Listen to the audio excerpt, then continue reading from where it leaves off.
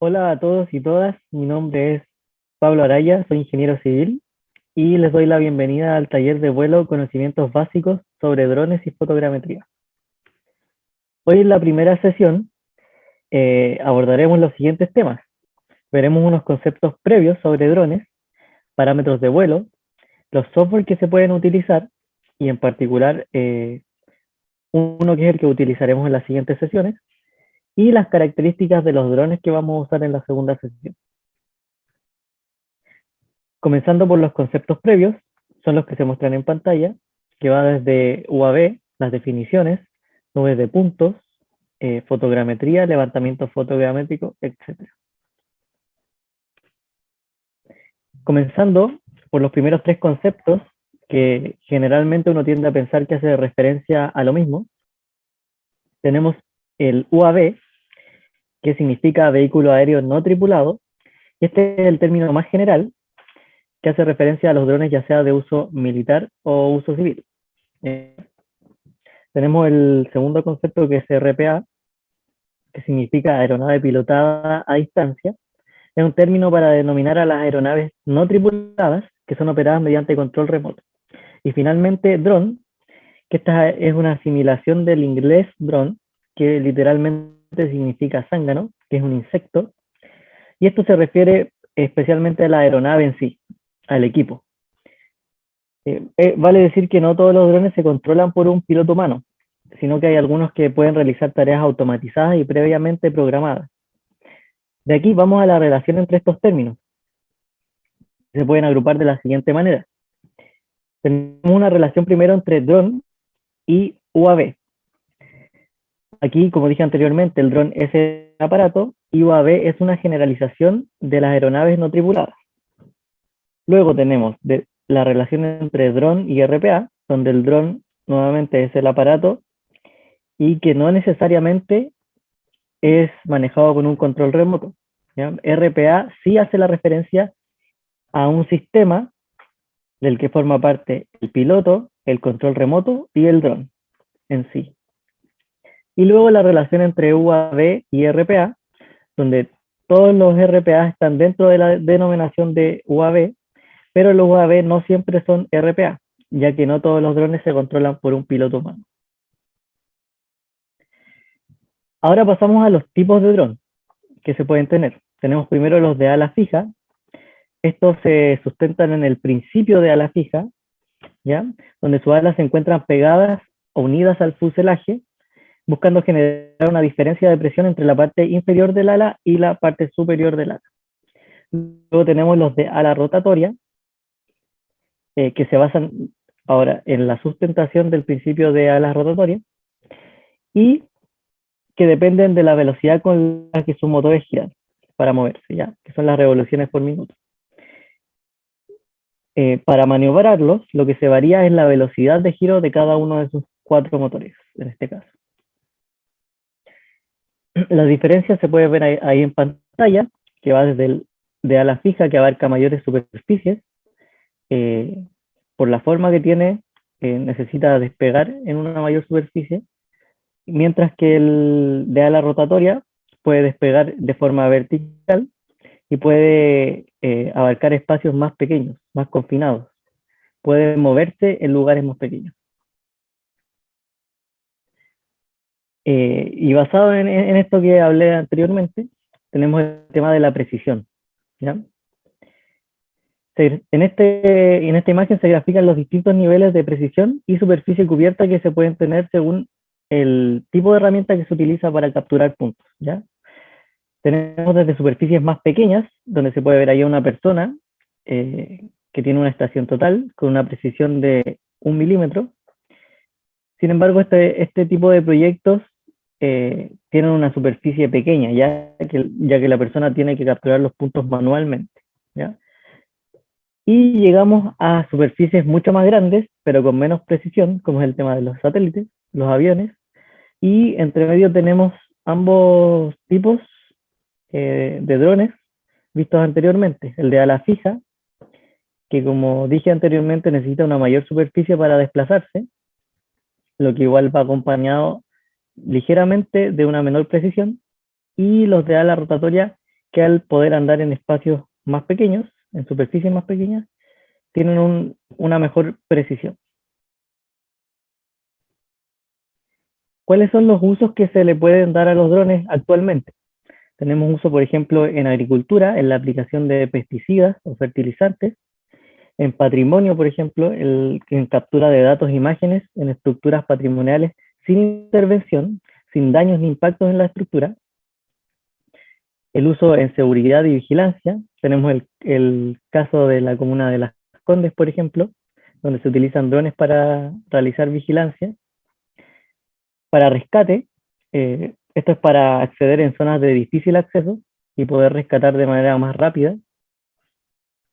El uso para encomiendas, no sé si han visto la noticia de Uber Eats, que ya ha incursionado en el uso de drones para realizar encomiendas en algunos países. Y el caso del cine, por ejemplo, ¿ya? Que abarata los costes y mejora la estabilidad de las tomas audiovisuales. Ahora, ¿cuáles son los usos que se le da en la industria de la arquitectura, ingeniería y la construcción? ¿Ya? A lo que se apunta aquí es a brindar soluciones de conexión, por ejemplo, en zonas de difícil acceso, eh, geografías complejas, climas complejos, lugares con poco espacio, zonas de riesgo para trabajadores y zonas con altos costos y tiempo de acceso, principalmente. ¿Ya? Y en la pantalla se pueden ver cuáles son los usos específicos que se le pueden dar, por ejemplo, topografía, medición de parámetros físicos de los elementos o las estructuras, etc. Otro término que tenemos acá es la nube de puntos. Una nube de puntos es una composición de una determinada o indeterminada cantidad de puntos posicionados tridimensionalmente en el espacio, representando la superficie externa de un elemento físico real. La nube de puntos contiene una amplia información métrica sobre las superficies escaneadas, como el color, reflectividad, texturas, volúmenes, etc.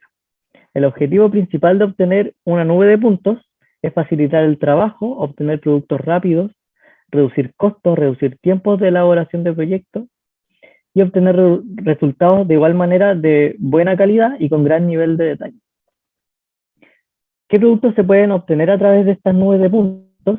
Por ejemplo, mallas 3D, que esto permite pasar un modelo 3D formado por puntos a un modelo 3D de malla formado por pequeños planos poligonales, por pequeños triángulos. Más adelante vamos a ver unas imágenes que muestran este tipo de mallas. También se puede obtener una ortoimagen, que es una representación en 2 dimensiones de una vista ortogonal, es decir, perpendicular al suelo en un entorno escaneado, y mapas de deformaciones, ¿ya?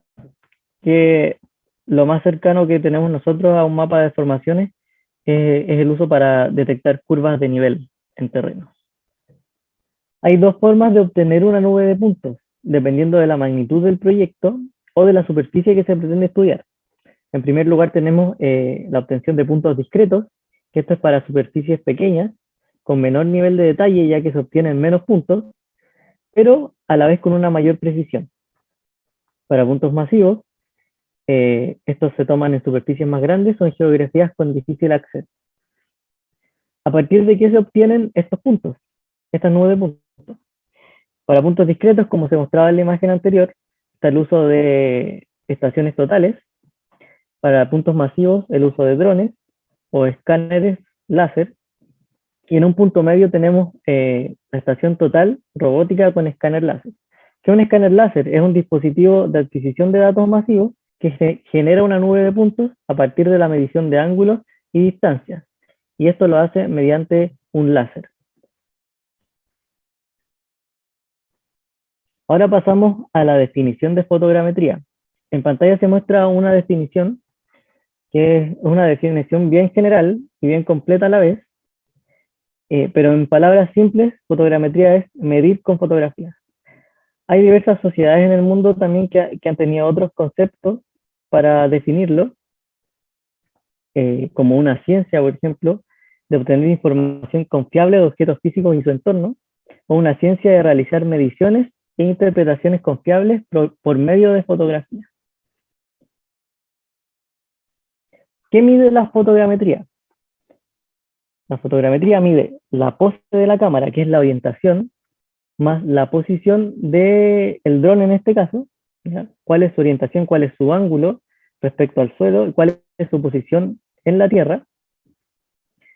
Mide la ubicación de objetos en el terreno, la ubicación de estructuras, por ejemplo, de un edificio, sus dimensiones, para luego reconstruirlos de manera 3D y utilizarlo para, bueno, para diversos usos, ¿ya? Para cálculo de volumen, por ejemplo. Más adelante vamos a ver algunos de los usos que se pueden dar a la fotogrametría mediante sus mediciones.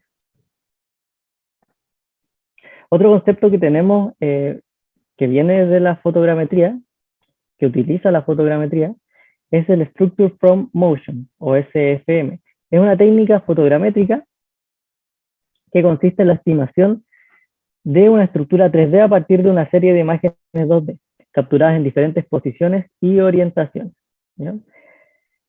En lugar de un solo par de fotos, la técnica SFM requiere múltiples fotografías superpuestas como entrada para la extracción de características y algoritmos de reconstrucción 3D, ¿ya? Ahí se muestra la imagen, donde se tiene un modelo que sería una estructura o un terreno, y la cámara va tomando varias posiciones y orientaciones, envolviendo la estructura para obtener una mejor visualización de todos sus detalles. ¿Cuáles son los tipos de fotogrametría? Esta clasificación está hecha según el método de obtención de las imágenes. Tenemos dos: fotogrametría aérea y fotogrametría terrestre. La terrestre se basa en la modelación de objetos pequeños, monumentos, edificaciones bajas, fachadas principalmente, con un fin arquitectónico, ¿ya? Se basa, como dice en pantalla, en el principio de la toma de imágenes desde la Tierra, en donde la posición de la cámara y el objeto es perfectamente conocido. Y, como dice abajo, tiene su principal aplicación en la arquitectura y la arqueología. Este tipo de fotogrametría generalmente se utiliza con cámaras convencionales, cámaras fotográficas o celulares, que no poseen sensores GNSS.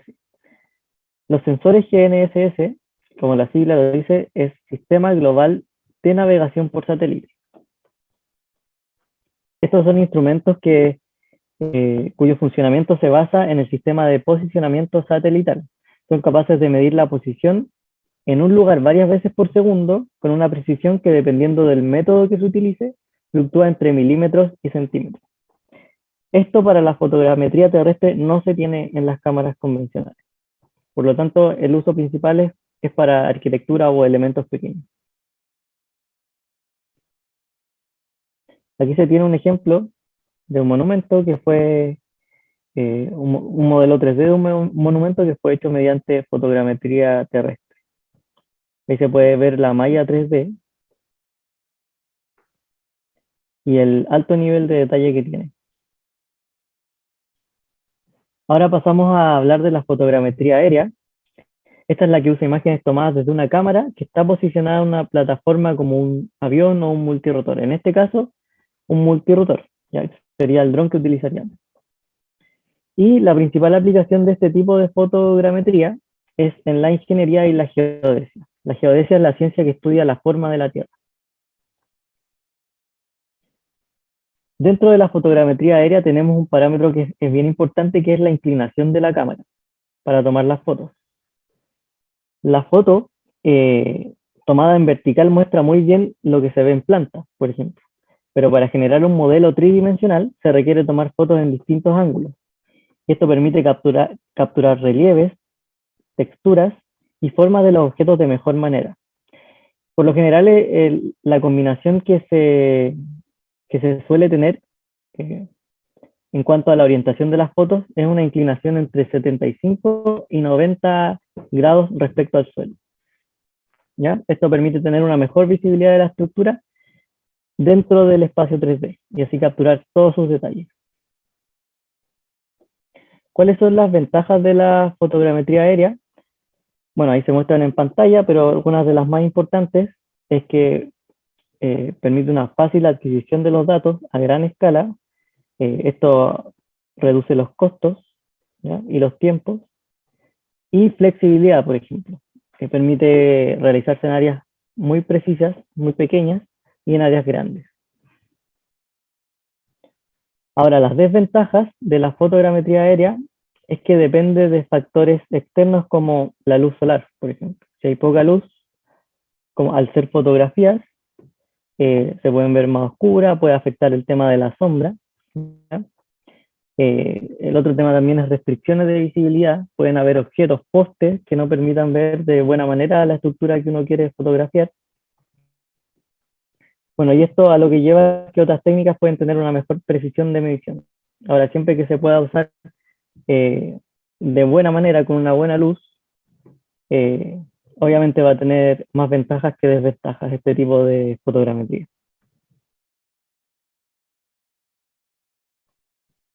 Ahora pasamos a hablar de los tipos de referenciación que se tienen. La referenciación indirecta, que requiere el uso de puntos de control terrestre. Estos puntos cambian el sistema de coordenadas de la aerotriangulación. ¿Ya? Y la referenciación directa, que mide la pose de la cámara al momento de la captura. Esto es con los sensores GNSS que hablaba anteriormente. ¿Ya? Con esto no se requieren puntos de control aparte de los que toma el dron. ¿Ya? Y bueno, en base a esto, se grafican ahí unos esquemas diferenciando la referenciación indirecta, que se tiene un trazado del dron en color azul, y en color rojo se tienen los puntos de control que son tomados mediante una estación total. ¿Ya? Y la referenciación directa es donde el mismo dron se va localizando automáticamente a medida que toma las fotos. Por lo tanto, no se requieren puntos de control.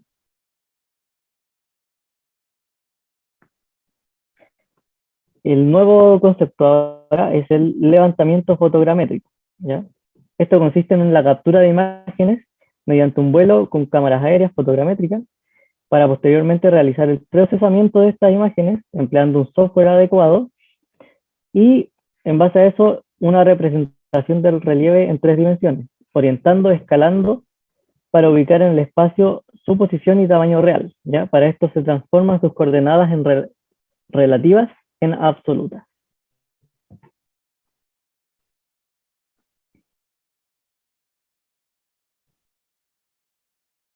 ¿Qué se debe tener en cuenta para planificar un levantamiento? Tenemos dos tipos de factores: factores independientes del dron y factores dependientes del dron.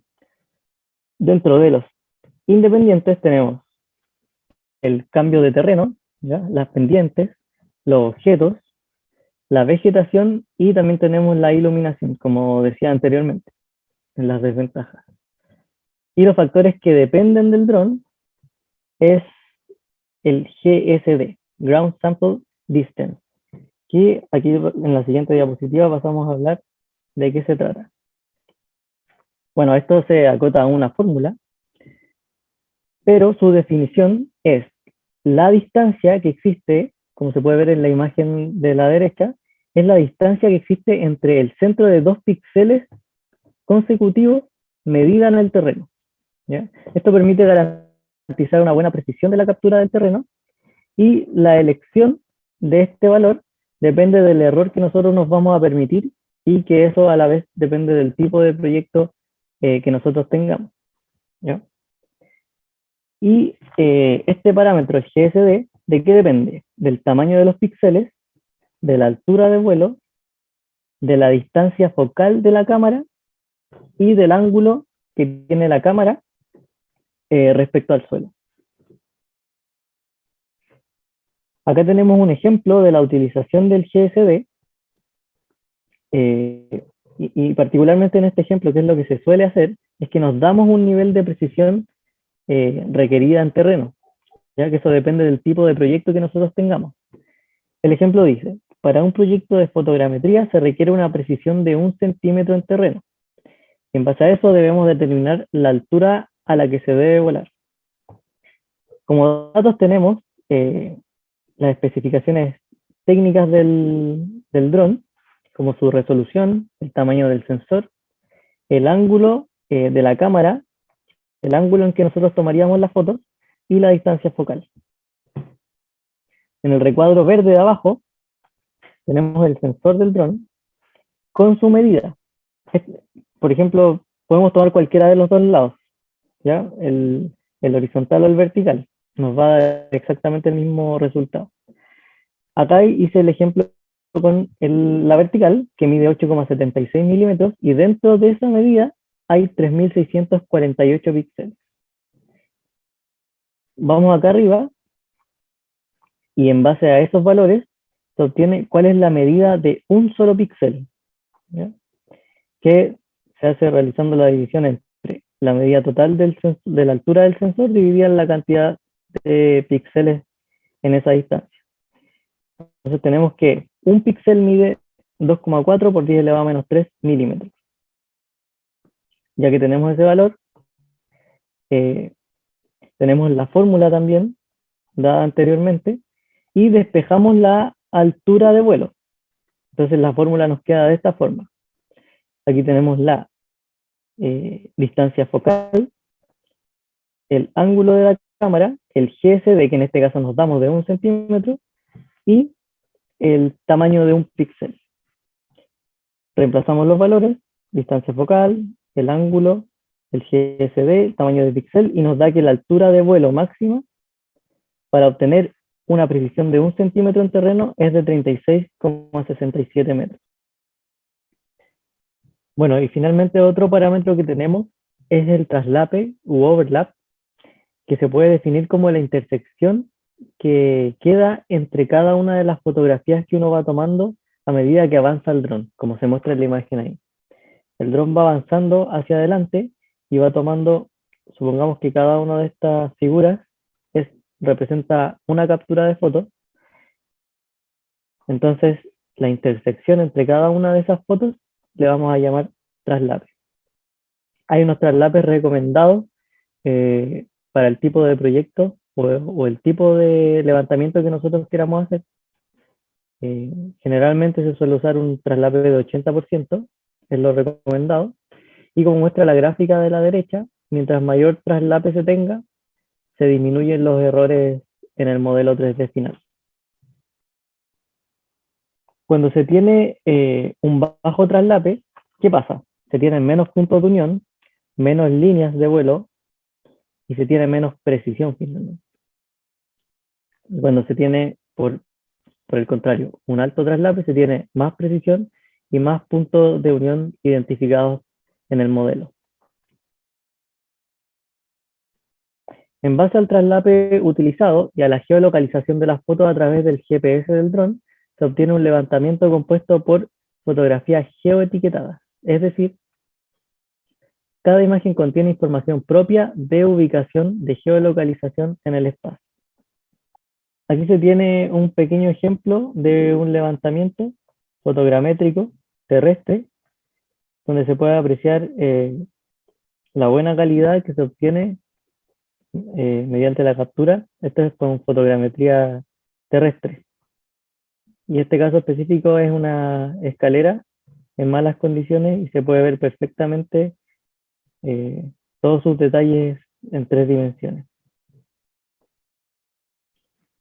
En el siguiente tenemos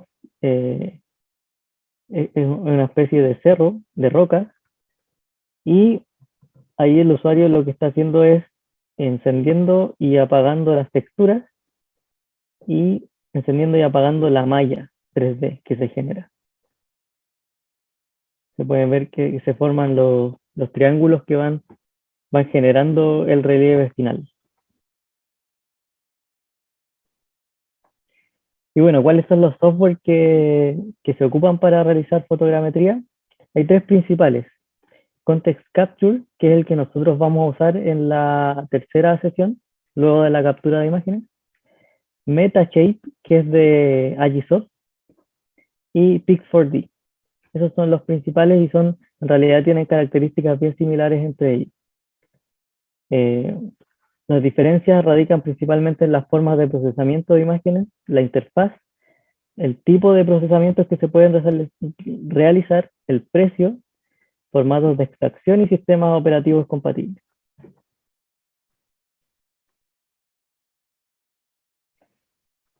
Ahora pasamos a ver el modelo del dron que nosotros utilizaríamos en la siguiente sesión, del día martes. Este es el DJI Phantom 4 Pro V2 y sus características se pueden ver en pantalla. Eh, bueno, de modo general ahí están las características, pero cuando hagamos la sesión presencial, ahí vamos a revisarla un poco más a fondo para obtener el valor del GSD y así poder calcular la altura de vuelo. Pero de manera general, este dron puede llegar a una altitud máxima de 500 metros, eh, una distancia máxima de 7 kilómetros y su cámara tiene una resolución de aproximadamente 5400 por 3000 píxeles. Su peso de 1,3 kg aproximadamente. Esto para Chile, según la reglamentación de Chile, corresponde a un dron de tipo profesional. Y bueno, y acá se pueden ver las partes del dron, partes principales, que también lo vamos a ver en la segunda sesión. Vamos a hacer un repaso, pero para que tengan ahí cuáles son sus partes: la cámara, el tren de aterrizaje, las hélices, los sensores que tiene. Esto es un tema de seguridad, los sensores, para no, para no chocar. Y aquí tenemos los controles de este dron, donde se pueden ver las características principales, la pantalla. En la clase presencial igual vamos a ver que existen dos tipos de control, uno con pantalla y uno sin pantalla, donde se coloca el teléfono.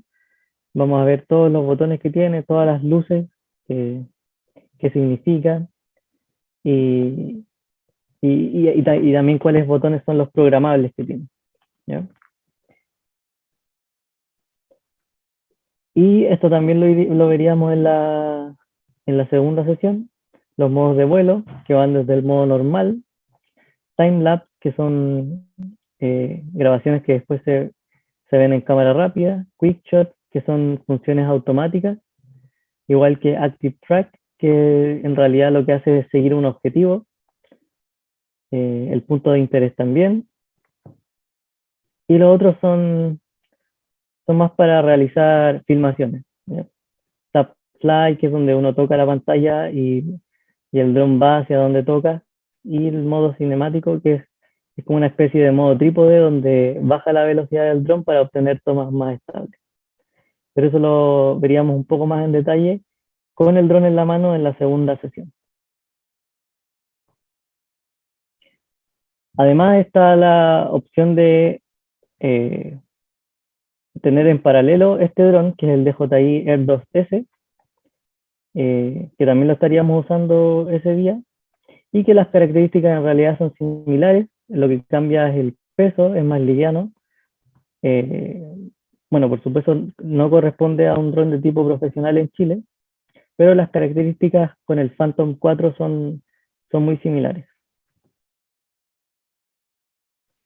Y bueno, la sesión 2, programada para el día martes, lo que veríamos a grandes rasgos sería, bueno, el plan de vuelo en el estero Marga Marga, fecha 21 de diciembre, eso ya lo saben.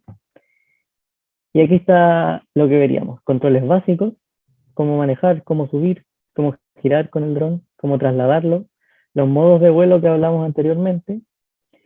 Realizaremos un levantamiento aerofotogramétrico del Puente de los Castaños en el estero de Viña. Y luego en la tercera sesión lo que haríamos es llevar estas imágenes capturadas en la segunda sesión hacia un modelo 3D. Y bueno, estos son los pasos generales de la tercera sesión, que eso ya lo veríamos más a fondo en la misma, ¿ya? Que van desde importación de las imágenes al programa, realizar la aerotriangulación, la reconstrucción, ver los reportes de calidad, descargarlos y las formas que existen para exportar el modelo a diversos formatos. Y con esto concluye la primera sesión del taller de vuelo, conocimientos básicos sobre drones y fotogrametría. Nos vemos el martes a las 10 en el Puente de los Castaños.